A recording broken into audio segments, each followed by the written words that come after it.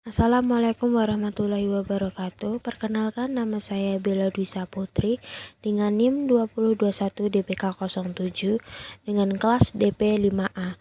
Di sini saya akan mempresentasikan pajak bumi dan bangunan apartemen dengan dosen pengampu Bapak Muhammad Gunawan Setiadi, SSI MSI.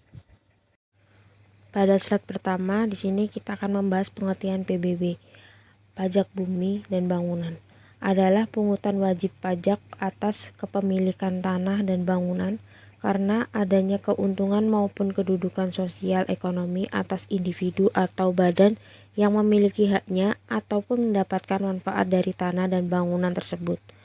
Salah satu contoh dari perhitungan PBB di sini ada hunian apartemen. Lalu untuk slide selanjutnya ada pembayaran pajak apartemen. Pemilik apartemen juga diharuskan membayar pajak bumi dan bangunan sektor perdesaan dan perkotaan atau biasa disebut dengan PBB P2. PBB harus dilunasi paling lambat 6 bulan sejak tanggal diterimanya SPPT oleh wajib pajak. Dasar pengenaan pajak dalam PBB adalah nilai objek pajak atau NJOP. Lalu apa itu P2? Mengacu pada pasal 1 ayat 37 UU PDRD atau pajak daerah dan retribusi daerah. PBB P2 merupakan pajak atas bumi dan bangunan yang dimiliki, dikuasai, dimanfaatkan oleh orang pribadi maupun badan. Namun terkecuali untuk kawasan yang digunakan sebagai tempat untuk kegiatan usaha dalam bidang perkebunan, perhutanan, dan pertambangan. Untuk selanjutnya ada objek pajak bumi dan bangunan P2. Objek PBB P2 disesuaikan dengan sektornya yang merupakan bumi dan bangunan di wilayah perkotaan dan perdesaan. Contohnya seperti sawah, rumah, apartemen, hotel, rumah susun, pabrik, tanah kosong, dan lain sebagainya. Berdasarkan pasal 80 ayat 1 UU PDRD, ada besaran tarif yang ditetapkan oleh PBB P2 ini adalah maksimal sebesar 0,3%. Namun baru-baru ini telah diubah mengacu pada pasal 41 UU HKPD. Besarnya tarif PBB P2 paling tinggi ditetapkan sebesar 0,5%. Namun tarif untuk PBB P2 ini bervariasi tergantung dari kebijakan dan aturan pemerintah daerah masing-masing.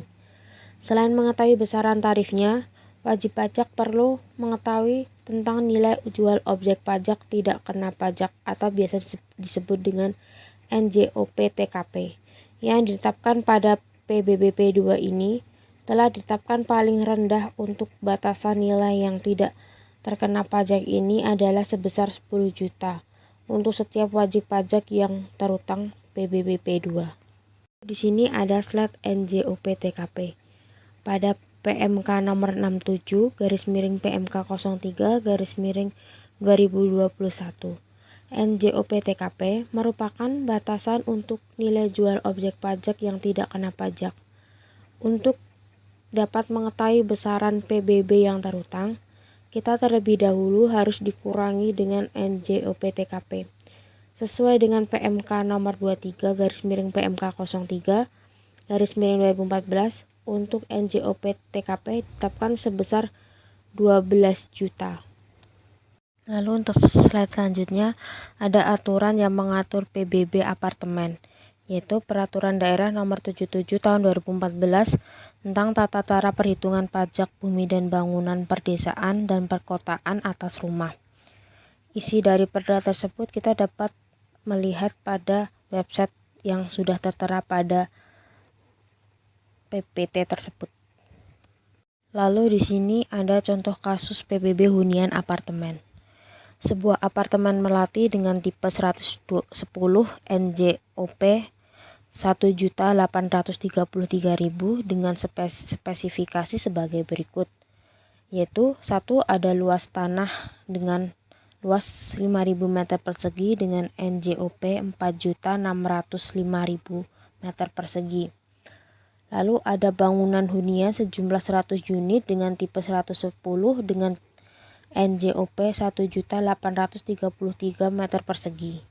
Lalu ada bangunan sarana dan prasarana yaitu ada satu jalan lingkungan dengan luas 500 meter persegi dengan NJOP 968 meter persegi.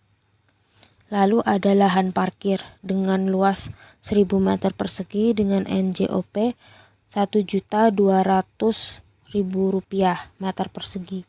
Lalu ada kolam renang dengan luas 450 meter persegi dengan NJOP 1.883.000 rupiah meter persegi. Lalu ada lift dengan luas 200 meter persegi dengan NJOP 1.516.000 rupiah meter persegi. Lalu yang dipertanyakan, berapa PBB per unit hunian yang harus dibayarkan dengan NJOP TKP-nya 10 juta. Lalu di sini ada penyelesaiannya, yaitu jumlah luas lantai bangunan tempat tinggal 100 dikali 110 sama dengan 11.000. Lalu ada NJOP bumi bersama 5.000 dikali 4.605.000 dengan hasil 23.025.000 rupiah. Lalu ada NJOP perumahan bersama. Di sini ada tempat parkir 1.000 dikali 1.200.000 dengan hasil 1.200.000.000 rupiah. Lalu ada lift 200.000 dikali 1.516.000 dengan hasil 303.200.000 rupiah. Lalu ada kolam renang 450 dikali 1.833.000 rupiah dengan hasil 800.024.850.000 rupiah. Lalu ada jalan lingkungan 500 dikali 900.000 68.000 dengan hasil 400.084.000 rupiah. Lalu NJOP perumahan bersama seluas 2.900 yaitu dengan total 4.462.050.000 rupiah.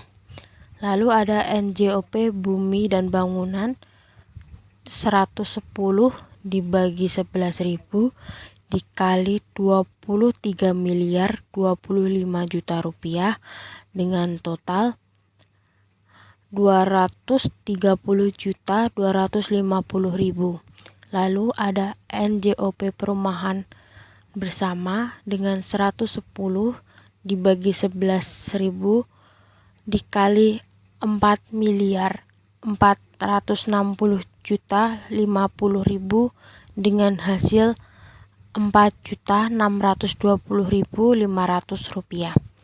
Lalu ada NJOP bangunan 110 dikali 1.833.000 dengan hasil 201.630.000.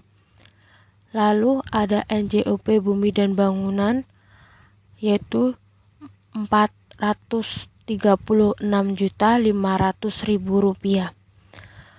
Lalu ada NJOP TKP. Di sini tetapkan 10 juta seperti di soal tadi. Lalu ada NJOP dasar pengenaan yaitu 426.500.000 rupiah.